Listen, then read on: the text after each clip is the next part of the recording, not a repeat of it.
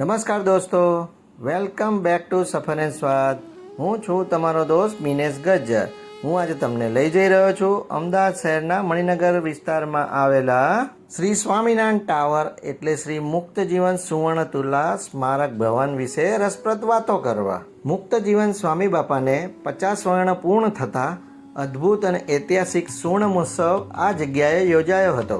શ્રી મુક્તજીવન સ્વામી બાપાને સુવર્ણથી તોલવામાં આવ્યા હતા અને આ પ્રસંગ ખૂબ મહત્વનો અને ઐતિહાસિક હતો. 1957-58માં સ્વામી બાપાએ આ જગ્યાએ ટાવર બનાવવાનું નક્કી કર્યું હતું. ઈસવીસન 1967માં સ્વામી બાપાને 60 વર્ષ પૂર્ણ થતાં ષષ્ઠી પૂર્તિ મહોત્સવ ઉજવવાનો હતો. સાથે સ્વામી બાપાની પ્લેટિનિયમથી તુલા થવાની હતી. આ ટાવરના ઉદ્ઘાટન પ્રસંગે ગુજરાત રાજ્યના મંત્રી શ્રી ચીમનભાઈ પટેલને બોલાવવામાં આવ્યા હતા. તારીખ 28 સપ્ટેમ્બર 1967ના રોજ બરાબર 11:25 કલાકે આ સ્મારક ખુલ્લું મૂકવામાં આવ્યું હતું. આ ટાવરમાં શ્રી સ્વામિનારાયણ ભગવાન, શ્રી ગોપાળાનંદ સ્વામી, શ્રી નિર્ગુણદાસ સ્વામી, શ્રી ઈશ્વરચરણદાસજી સ્વામી તથા સુવર્ણતુલામાં દર્શન દાન દેતા એવા શ્રી મુક્તજીવન સ્વામી બાપાની મૂર્તિ પ્રતિષ્ઠા કરવામાં આવી હતી. આ ટાવર ઉપર લાભ પાંચમનો સમયો ખૂબ ધામધૂમથી ઉજવાય છે. જ્યારે સ્વામી બાપાએ મનુષ્ય લીલા સંકેલી ત્યારબાદ બાપાશ્રીની પ્રસાદીની વસ્તુઓ અહીં મૂકવામાં આવી છે. મુક્તજીવન સ્વામી બાપાની આજ્ઞા હોવાથી અહીંયા રોજ નિત્ય સંતો દર્શન કરવા આવે છે. અહીંયા સ્વામિનારાયણ ભગવાનની પણ પ્રસાદીની વસ્તુઓ મૂકવામાં આવી છે.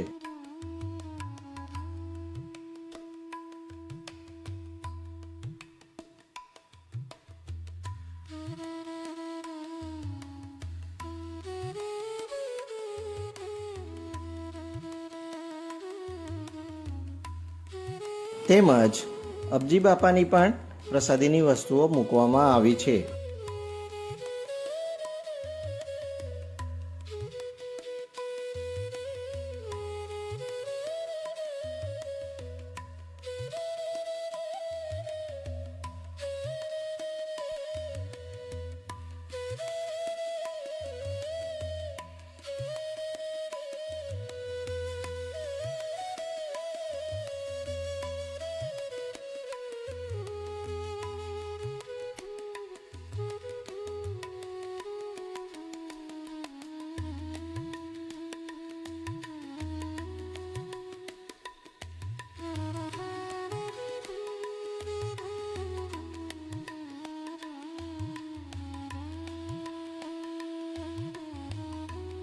મુક્તજીવન સ્વામી બાપા સુવર્ણતુલા સ્મારક ભવન આપણે સૌ એકવાર અચૂકથી પ્રસાદીના સ્થાનના દર્શન કરી અને ધન્યતા અનુભવીએ. હવે દોસ્તો, આપણે અમુક ભક્તોની કોમેન્ટ આવી હતી કે તમે શ્રી સ્વામિનારાયણ મંદિર મણિનગરના સાહિત્ય કેન્દ્રનો વિડીયોમાં અંદરથી મુલાકાત કરાવજો. તો ચલો આપણે આજે ભેગા મળીને શ્રી સાહિત્ય કેન્દ્રની મુલાકાત લઈએ. તો જુઓ, આ સાહિત્ય કેન્દ્રમાં ભગવાનની મૂર્તિઓ, તેમના વાઘા અને આભૂષણો મળે છે. તેમજ સાહિત્ય ગ્રંથો તેમજ વચનામૃત, બાળ સાહિત્ય, ભજન કીર્તનાવલીઓ, શિક્ષાપત્રીઓ વગેરે મળે છે.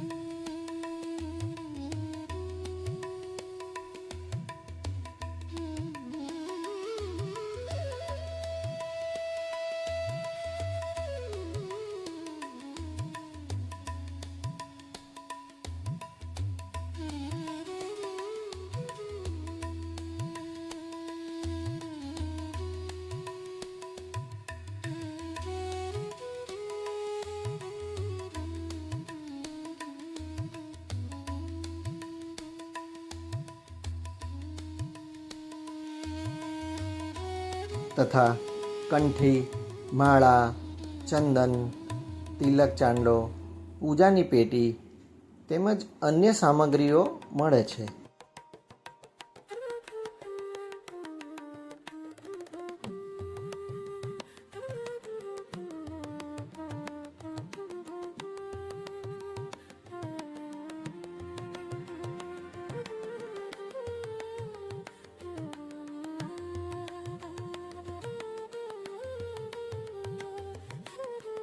તો તમને આ વિડીયો કેવો લાગ્યો?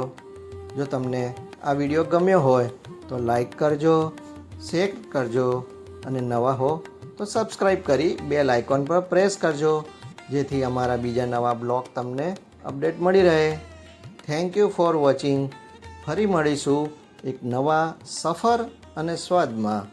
જય શ્રી સ્વામિનારાયણ.